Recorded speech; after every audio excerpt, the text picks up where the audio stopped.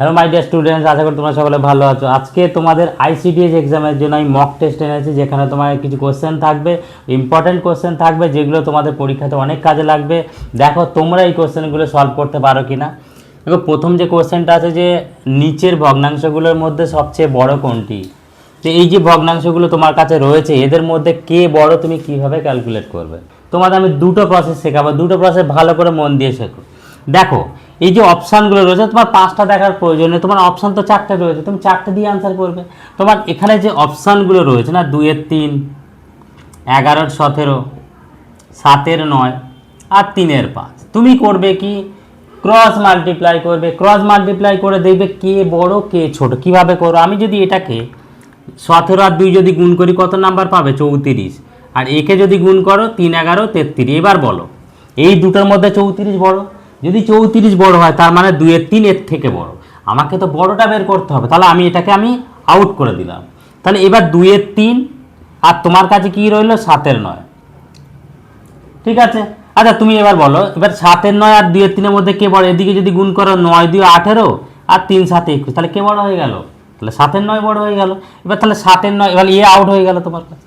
তাহলে 7 এর 9 আর 3 এর 5 এর মধ্যে তুমি খেয়াল করবে কে হবে। দেখো 5 7 35 আর 3 9 27, তাহলে কে বড় হয়ে গেল, 35 বড় হয়ে গেল। তার মানে 7/9 তোমার আনসার হয়ে যাবে। তাহলে এটা একটা প্রসেস। তোমাকে আর একটা প্রসেস দেখাবো, খুব ইম্পর্টেন্ট সেটা।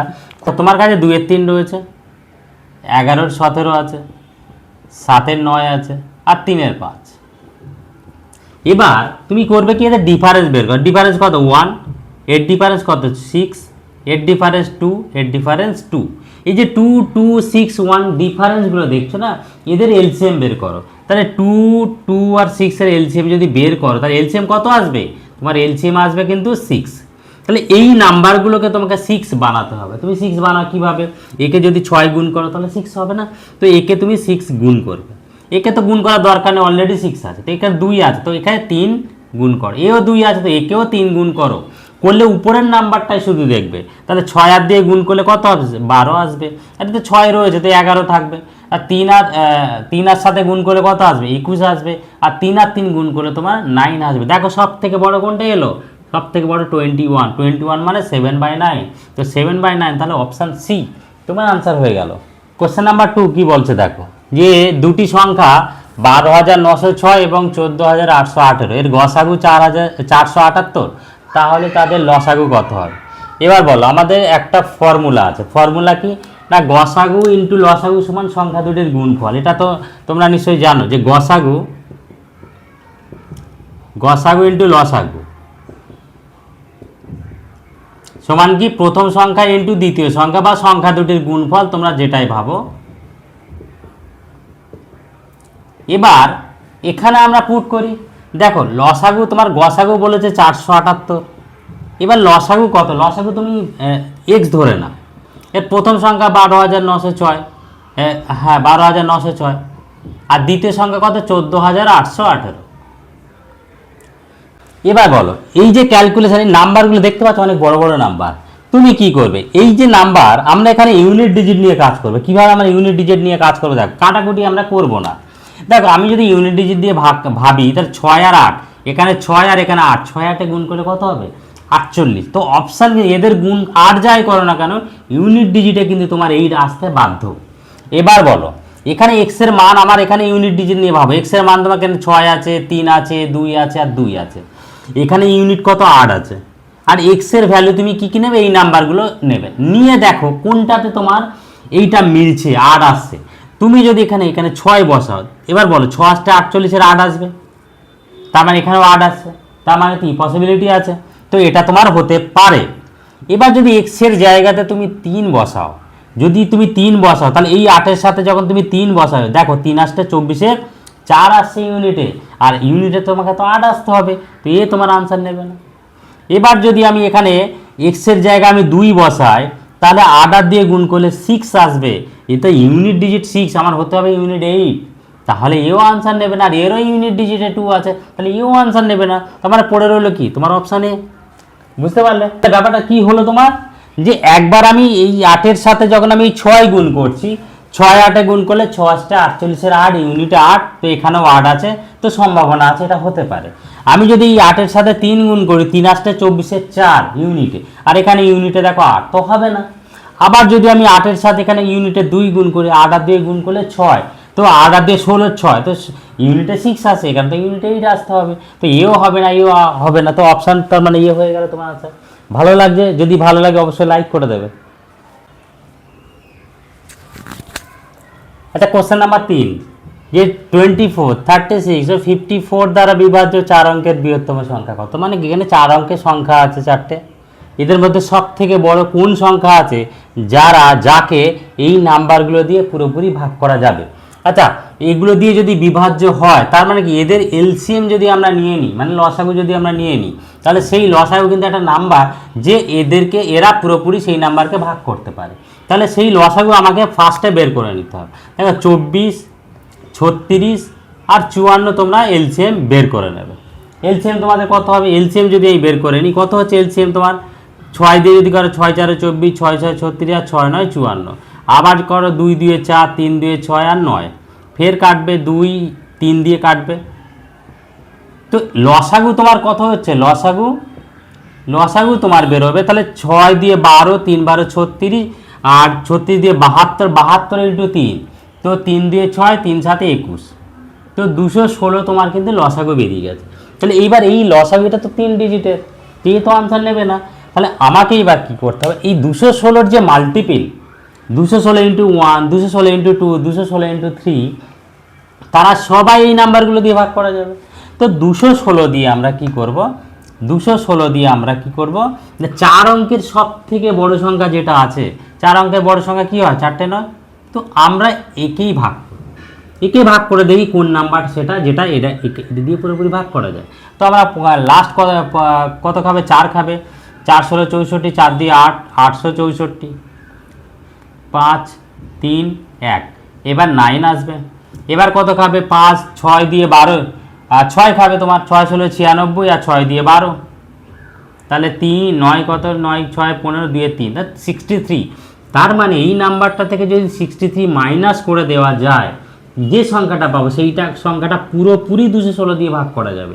তাহলে 9999 দিয়ে এই সংখ্যাটাকে যদি আমি 63 মাইনাস করি, তোমার কাছে কত পাচ্ছ? 3 6 9, 6 3 9, তো 9936 আসছে। তো 9936, তাহলে অপশান সি হয়ে গেল তোমার আনসার। আচ্ছা, কোশ্চেন নাম্বার 4, দুটি সংখ্যার অনুপাত 1:2, যদি উভয়ের সাথে 7 যোগ করা হয় তবে নতুন অনুপাত 3:5 হয়, বৃহত্তম সংখ্যাটি কত? তোমরা সাধারণত জানো এক্স দিয়ে অঙ্ক তো করাই যায়, আমি এক্স ধরে তোমাদের করাবো না, কতটা সহজে এটা করা যায় সেটা তোমাদের আমি দেখাবো। দেখো, প্রথমে যে রেশিওটা রয়েছে তোমার 1:2 আছে, এবার পরে তোমার 7 যোগ করা হবে, 7 যখন যোগ করা হবে রেশিও চেঞ্জ হয়ে যাবে, তো রেশিওটা কত রয়েছে? 3:5। কিন্তু একটা জিনিস লক্ষ্য করো, এখান থেকে কত বেড়েছে? এটা এখান থেকে যদি দেখা যায়, এটা কত বেড়েছে? 2 বেড়েছে, প্লাস এখান থেকে কত বেড়েছে? 3 বেড়েছে।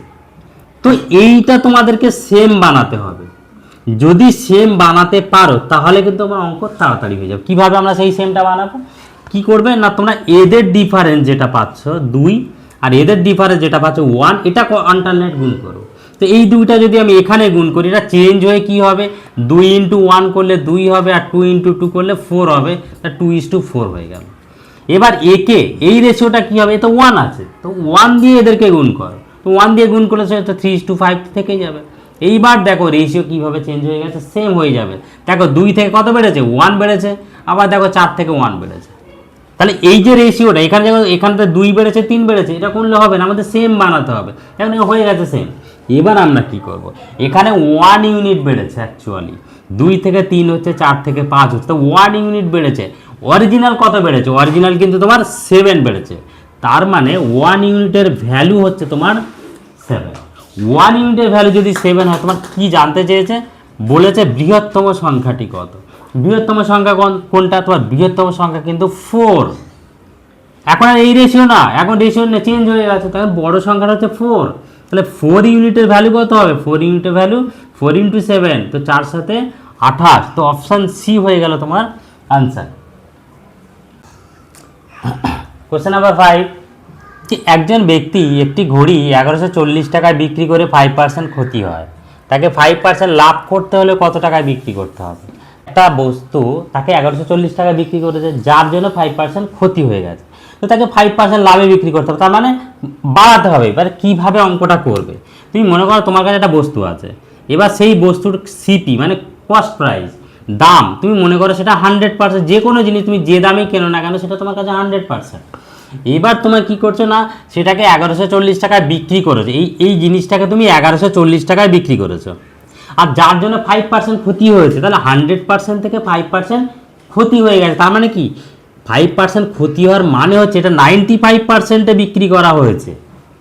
তুমি 100%-এর একটা বস্তু কিনেছো, তুমি 95%-এ বিক্রি করছো, তার জন্য না তোমার 5% ক্ষতি হচ্ছে, আর সেই 95%-এর ভ্যালু কত, সেটাই হচ্ছে 1140 টাকা, এটা বলেছে।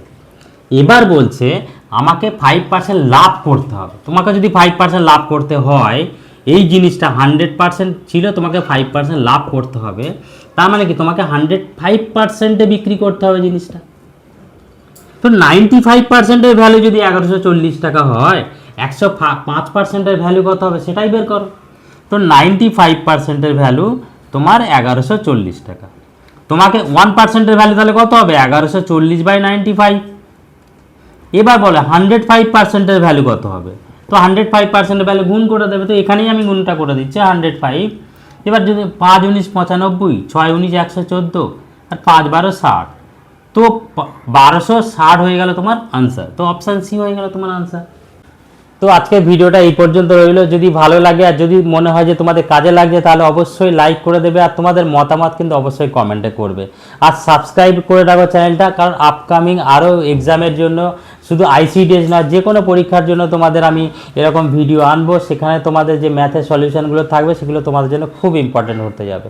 তো এই পর্যন্ত ভিডিওটা রইল, দেখার জন্য অবশ্যই ধন্যবাদ।